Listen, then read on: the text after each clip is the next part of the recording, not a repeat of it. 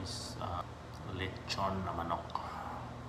Ingredients natin: garlic powder, black pepper powder, white spices, chili powder, hot paprika, salt. Tapos halo lang natin, tapos lagyan natin ng vegetable oil, bawang, sili, tsaka sibuyas dahon.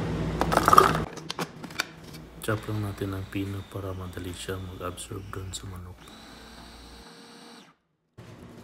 Tapos paghaloan lang natin lahat.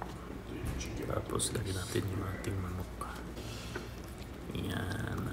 I-scatter natin sa loob hanggang sa labas.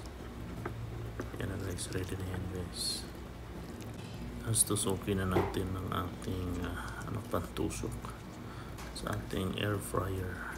Tapos i-secure natin. Yan. Tatalian natin ng wire para hindi siya magbulbul sa loob.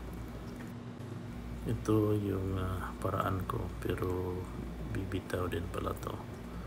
Parang relationship ninyo. Joke lang. Kaya kung may paraan kayo, gawin nyo yung dapat para hindi siya lalapat dun sa inyong air fryer sa may pinaka tray. Set lang natin siya sa chicken. Piliin natin yung chicken dyan. Bali 40 minutes, 185 degrees. Yun, after 35 minutes, luluto na yan. At dahil luto na, pwede na magsaing para makakain na ng marami. Wow, chicken! Ito yung part na nakaka-excite.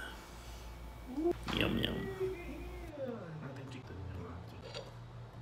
Try nyo yung ingredients ko guys, para siyang mang-inasal na luto.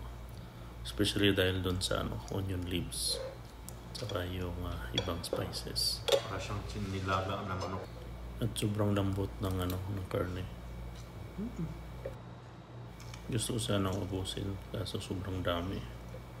Mahirap na. Nakaputok-batok. Yak lang. Halos makalahatin natin yung manok sa sarap.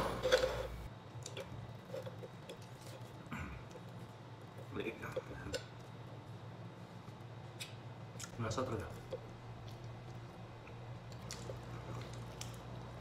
Itong part na to, juicy talaga yung laman. Kahit yung laman lang mismo, yung picture, masyado siyang malasa.